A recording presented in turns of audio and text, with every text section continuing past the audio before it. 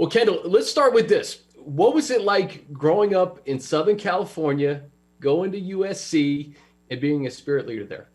Oh my goodness, it was the best. First and foremost, I think growing up in Southern California, everybody kind of has this idea of what it's like and has this kind of idea that when you travel somewhere else, they're like, oh, you're from California. And is it really that great? And I hate to say it, and I'm totally that person. It really was and is. I look back on my childhood so with so much bliss and joy, just being outdoors and hiking and then getting to go to my dream school, fight on, yes, Trojans, and going there for both film and business. And then on alongside getting to cheer on all of our teams. So being a spirit leader was great. Running out of the tunnel with the football team. I mean, the rush of it, I still miss it. I'm itching to get back to the Coliseum when we can. I look forward to those days.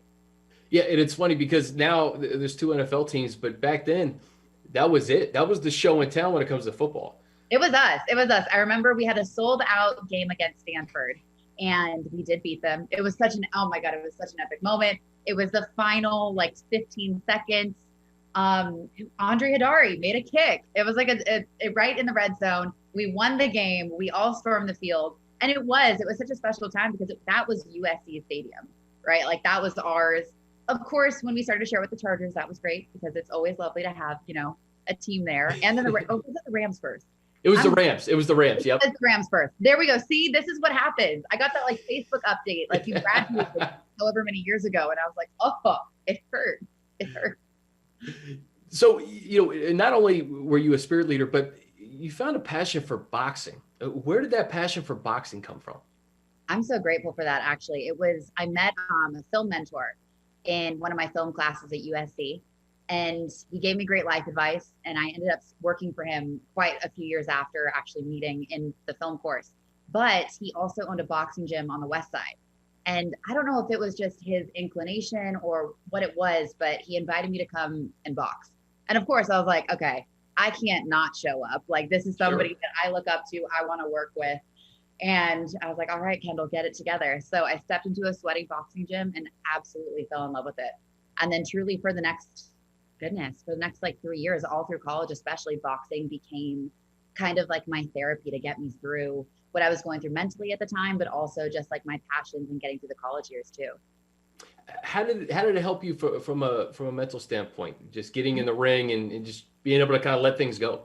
Yeah, the best part about boxing is that it's the physical representation of what can go on internally, right? There's so many metaphors for what goes on. Like you don't worry about your opponent if they're in the other corner, right? It's no different than a problem in life. You don't worry about the problem until it's right ahead of you and not wasting your energy worrying about it before it occurs. So there were so many, the duality of like the metaphor of the sport alongside the physicality. Because truly, if you're in your head or you check out at any point while you're boxing, you're going to get hit. It's not a luxury you can take. So it taught me an extreme amount of presence and also allowed me the experience to just exhale and try something new. So your journey to Peloton, how did that even come to be? I will say life, I thought I had a plan and I was one of those type A people that had it all put down. I graduated top of my class at SC. I thought I had it. And then life had its own way as it usually does. So after working in tech in Los Angeles and doing that for a little bit, I needed a life change and a career change. So I was teaching at a boxing fitness studio in West Hollywood. That led to being picked up by another fitness studio that was opening in Los Angeles. And after a year teaching there, Peloton slid into my DMs. It was the best Instagram DM slide I've ever had, and the rest was history. It's amazing. And, we think about Peloton and its popularity. That was before the pandemic. Yes. Now, I feel like the community is even more unique. You're starting to see more users. What has it been like to be such a central figure and a part of people's lives in that regard? It's been the most incredible honor to be a part of the growth of Peloton and the growth of our community, especially through pandemic. But with it has also come a level of responsibility, both within my own mental health and physical health, as well as being in the role of facilitator to help people put that as a priority for themselves too. There's something really magical about what we do. And I feel such an honor to be a part of it, where we're building community in our separate spaces, which obviously in lockdown, for me as well, living in New York City and having such deep roots back in California, it's been a way to exhale. It's been a way to collectively communicate together and do something and show up for ourselves. So with the growth of Peloton, it's been so exciting, but it's also been a huge opportunity for me to do my own self-work so that I can show up every single day and give my best to everyone. Well, the thing is, Kendall, your star is obviously rising, and there's so many people that really hang on everything you do. I mean, you look at Instagram, you have 325,000 followers. You talk about responsibility. Do you ever think about that and how there are so many people that you affect on a daily basis? Completely. It's such a strange thing because the growth has happened so quickly, right? So it's one of those moments, even when I was last out at the grocery store, sometimes here in New York City, and people stop you. And it's such a strange thing because growing up in Los Angeles, you're used to it. You're kind of around celebrity culture a lot. I grew up Sure. around the industry, but it's different because it's such a personal relationship that people feel they have with you. Because I'm sharing myself on the bike and people are showing up as their authentic selves when they're taking class with me. So it's this really special relationship. But with that comes this responsibility of, you know, there is a lot of pressure in a sense to really show up as my best self. But with that, it's been a positive type of pressure where I know I can't speak from both sides of my mouth. If I tell somebody, if I'm trying to motivate somebody on the bike or we're in the middle of a push, it's best for me to be vulnerable about where I'm at and what I'm going through, knowing that someone will likely meet me there rather than pretend that I have it all together, because obviously I don't. None of us do. We're all doing the best that we can. So it's great to be able to show up with that responsibility, but with that responsibility, I feel like it's being vulnerable. That really is the most important thing for me to do. Yeah, and authenticity matters, and you certainly have that. And when you talk about your goals, you said your goal is to help people find their power. Sometimes that's easier said than done. Where does that come from your perspective, and how do you try to go about doing that? Yeah, the finding of one's own power, I'm still in process with myself. It's something for me, my mental health journey was extremely important through that. Really diving deep into that in my final years at USC, as well as using boxing as a tool and going and seeking deeper help. I found that my power wasn't in putting a mask on. It wasn't in how I would try to show up in the world and pretend everything it was okay. My power came from owning what my journey was, from owning the dark days, from owning the challenging times, and it gave me a sense of freedom. So what I really hope to do and what I hope to speak towards is not only destigmatizing mental health in a way where somebody can see you can have success and you can talk about it and you can be strong and powerful and not have it all together all the time, but also inspire others to say, hey, you can show up as you are. As you are is more than enough. And even if it doesn't feel like it on certain days, it's the consistency in showing up and the presence of being there that makes the biggest impact. Yeah, and if you can affect just one person, you're doing something right, no doubt. Exactly. You've done work with the National Alliance on Mental Illness, and I don't know if you could just speak to the importance of mental health, especially in the world we're living in right now. Mental illness is all around us, and independent of the pandemic. But when you add a global pandemic and the fact that people don't have that personal connection necessarily that they normally would, just how important is it to bring this cause to the forefront in 2021?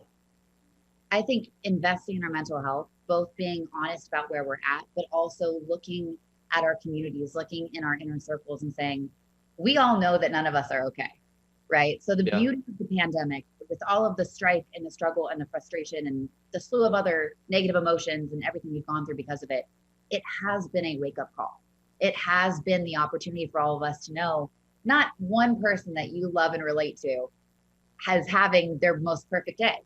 All of us are in this together. So because of this shared struggle and this shared challenge, we can now take that mask off. We can go a little bit deeper. We can talk about the more real issues that are affecting each of us. So it's important to be able to open that pathway to communication, but it's also really important to start doing that work since we do have this space in more solitude, more confinement, to say, hey, where am I at? Let me check in with myself. Let me check in on my circle and say, what can we do to get through this together? Because it's through those shared experiences and it's through that type of community, even if distanced, that we can get to where we need to be in our mental health and just be honest about our own humanity, which is the most freeing thing. Yeah.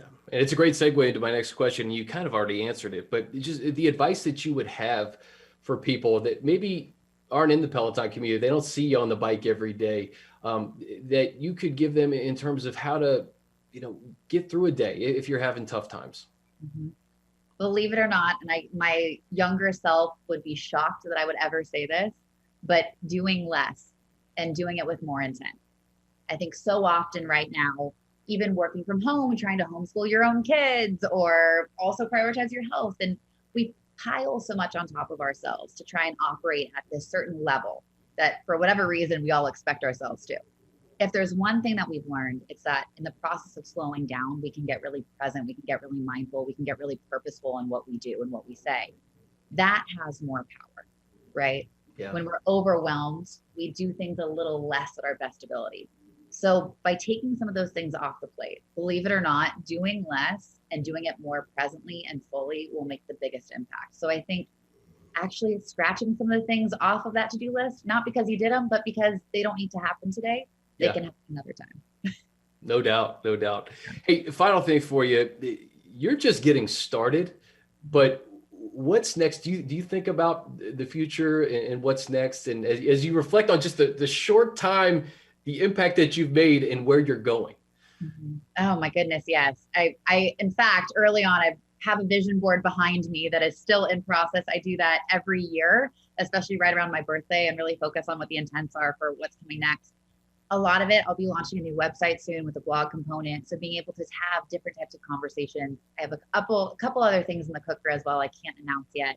But also, I think it's getting back to my creative roots, getting back to my film school days, and really developing and promoting stories that share a multitude of different perspectives and empower in a different way, in a different medium.